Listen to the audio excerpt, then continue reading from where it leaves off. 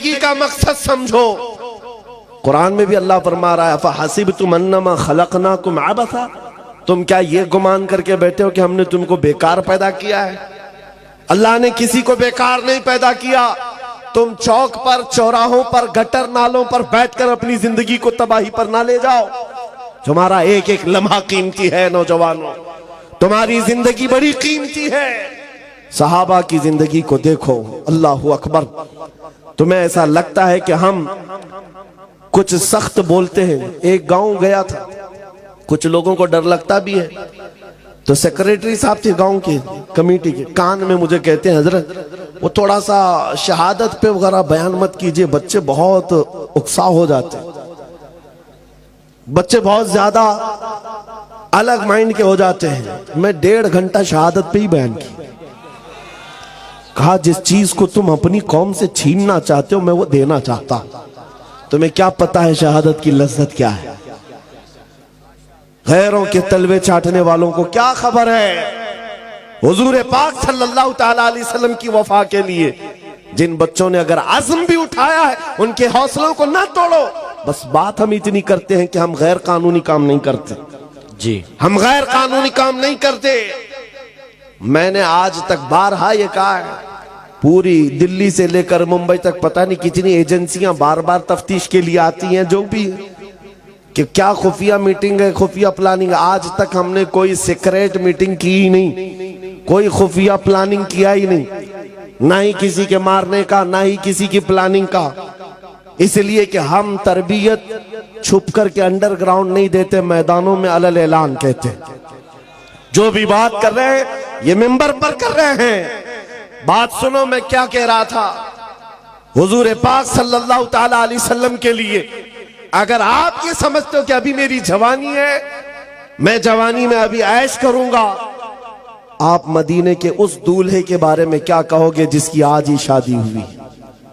سیدنا حنظلہ اپنی دلہن کو لے کر گھر آئے ہیں، رات شب عروسی منا رہے، سہاگ رات۔ یہ ایک مرد کے لیے زندگی کی خوبصورت رات کہی جاتی، اس کے ارمانوں کی رات ہے، دلہن کے ساتھ شب وصال میں ہے۔ باہر کسی نے ڈھنڈورا اور ندا دی، یا ایھا المسلمون قال رسول اللہ صلی اللہ علیہ وسلم اذهبوا الى الجہاد فی مرضات اللہ۔ اے مسلمانوں، اللہ کے رسول نے فرمایا ہے جہاد کی طرف نکلو اللہ کی رضا کے لیے۔ احد کے میدان کی طرف حضور پاک تشریف لے جا رہے ہیں، بستر چھوڑ کر آج کا دولہا اٹھ گیا، رات کو اٹھا، اپنی شریک حیات سے کہا الوداع، چاہو تو طلاق لے لو، بقیہ زندگی عدت کے بعد کسی اور سے نکاح کر لے لو، یا پھر اللہ کی مرضی پر قائم رہو۔ خاتون وہ نہیں تھی جو پاؤں پکڑ لے اور بیڑیاں ڈال دے جوان کو کہ کہاں مجھے ابھاگن بنائے جا رہے ہو، ایک رات لائے ہو کس کے حوالے چھوڑ جا رہے ہو۔ نہیں، خاتون مدینہ تھی، کہتی ہے اے میرے سرتاج اللہ حافظ، جاؤ، صحیح سلامت آؤ گے تو غازی کی بیوی کہلاؤں گی، شہید ہو گئے تب بھی فخر سے شہید کی بیوہ کہلاؤں گی۔ جاؤ، واہ واہ، اللہ کے رسول کے ساتھ جا رہے ہو، بیڑیاں کس بات کی، اجازت کس بات کی۔ وہ حنظلہ دوڑتے ہوئے میدان جہاد میں شریک بھی ہوئے، جن کی جانوں کی اہمیت تھی کہ نہیں میرے عزیز، ان کی اپنی لائف، ان کا اپنا مشن، ان کی اپنی زندگی تھی یا نہیں، لیکن انہوں نے سب کچھ حضور کے لیے وقف کر رکھا تھا، عزت نبی کے قدموں میں ڈھونڈا ہے۔ جب میدان احد میں شریک ہوئے، اتفاق یہ ہے کہ دوسرے دن سیدنا حنظلہ کی شہادت بھی ہوئی۔ جس دن کسی کا ولیمہ ہو اور اس دن اس کی لاش میدان میں پڑی ہوئی ہو، یہ مظہر کہیں نہیں دیکھ سکتے، یہ صرف مصطفیٰ کے دیوانوں میں ملتا ہے، صرف مصطفیٰ کے دیوانوں میں۔ بے شک ولیمے کے دن شہادت ہو چکی ہو، حضور نے فرمایا سب کی لاشیں جمع کرو۔ صحابہ کہتے ہیں سب کی مل گئی، حنظلہ کی لاش نہیں مل رہی ہے میدان میں۔ حضور سے جب یہ کہا، نبی پاک صلی اللہ تعالیٰ علیہ وسلم سر جھکائے تھے، تھوڑی دیر کے بعد ارشاد فرمایا فلاں جگہ پر حنظلہ کی لاشیں لے آؤ۔ صحابہ اس جگہ گئے تو دیکھا حضرت حنظلہ کی لاش تو ملی، پورے جسم پر غسل دیے ہوئے قطرات ٹپک رہے تھے، اٹھا کر لائے۔ حضور نے فرمایا اس کو اللہ کے فرشتے اٹھا لے گئے تھے اور غسل دے کر کے لائے۔ سبحان اللہ۔ مسئلہ تو یہ ہے کہ شہید کو غسل نہیں دیا جاتا، وہ جن کپڑوں میں شہادت پایا ہے اسی میں اسے دفن کیا جاتا ہے۔ شہید کے لیے غسل بھی نہیں، کفن بھی نہیں۔ پھر یہ حنظلہ کو تنہا 70 شہیدوں میں ایک ہی شہید کو غسل کیوں ہے؟ میرے آقا فرماتے ہیں اس کی بیوی سے پوچھو تمہیں پتہ چلے گا، بیوی سے پوچھو معلوم پڑے گا۔ رات کو یہ اپنی بیوی کے ساتھ ہم بستری کر چکا اور اس پر غسل واجب تھا، صرف اس لیے دوڑتا ہوا میدان میں آ گیا کہ کہیں میں رسول اللہ سے پیچھے نہ ہو جاؤں، اللہ، کہیں جماعت سے پیچھے نہ ہو جاؤں۔ غسل کرنے تک بھی نہیں ٹھہرا۔ اسی لیے تاج الشریعہ نے کہا زندگی یہ نہیں کسی کی کسی کے لیے، واہ، زندگی ہے نبی کی، نبی کے لیے۔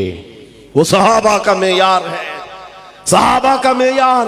ہر ایک صحابی تمہارے سامنے لا کر دکھاؤں، ان کے سامنے اس کے سوا کچھ نہیں ہے۔ اسی میدان احد میں ایک خاتون دوڑتی ہوئی آ رہی تھی، پتہ ہے، جس کا ایک جملہ پوری دنیا میں مشہور ہے۔ خاتون مدینہ کا ایک جملہ، جن کے بھائی، جن کا شوہر، جن کا بیٹا، جن کا باپ، 4 رشتے شہید ہو گئے تھے۔ اس خاتون کو جب خبر دی گئی تھی تو اس نے پوچھا اللہ کے رسول کیسے ہیں؟ آمینہ کے لال کیسے ہیں؟ جب بتایا گیا کہ حضور سلامت ہیں تو کیا کہتی؟ ارونی انظری لئے، ایسے نے خبر مت دو، دکھاؤ مجھے، میں دیدار تو کروں۔ جس کا بیٹا میدان میں شہید ہو چکا ہو، جس کا بھائی لاش کے ساتھ موجود ہو، جس کا شوہر خون میں لت پت ہو، وہ خاتون کہتی ہے آمینہ کے لال کو دیکھ لو۔ دیکھنے کے بعد ایک جملہ کہا تھا، وہ جملہ ہم غریبوں کے لیے ڈھارس ہے۔ میں پڑھتا ہوں اس جملے کو وظیفے کے طور پر، سچ کہہ رہا ہوں، وظیفے کے طور پر، تسبیح کے طور پر۔ اس خاتون نے حضور کو دیکھتے ہی کہا تھا یا رسول اللہ کل مصیبت بعدک جلل، ہے اللہ کے رسول اگر آپ سلامت ہیں ہر مصیبت چھوٹی ہے، ہر مصیبت چھوٹی ہے۔ اگر آپ ہیں میرے آقا، میرا چاند سلامت تو پوری کائنات سلامت۔ سبحان اللہ۔ ان کا یہ جملہ آج بھی یاد کرتا ہوں، جب کبھی درد ہو، تکلیف ہو، حضور کی طرف مخاطب ہو کر کے عرض کرتے یا رسول اللہ کل مصیبت بعدک جلل، آقا اگر آپ ہمارے ساتھ ہیں تو ہر مصیبت چھوٹی ہے، ہر ستم، ہر مصیبت گوارا ہے۔ یا رسول اللہ ایک بار تم کہہ دو کہ تو ہمارا۔ واہ واہ واہ، بس یہی زندگی ہے میرے عزیز، یہی زندگی ہے۔ یہ وفاداری کے ساتھ جب ہمارا جوان کھڑا ہو جائے، جینا مرنا ہے سب کچھ کس کے لیے؟ نبی کے لیے۔ جینا مرنا ہے سب کچھ نبی کے لیے۔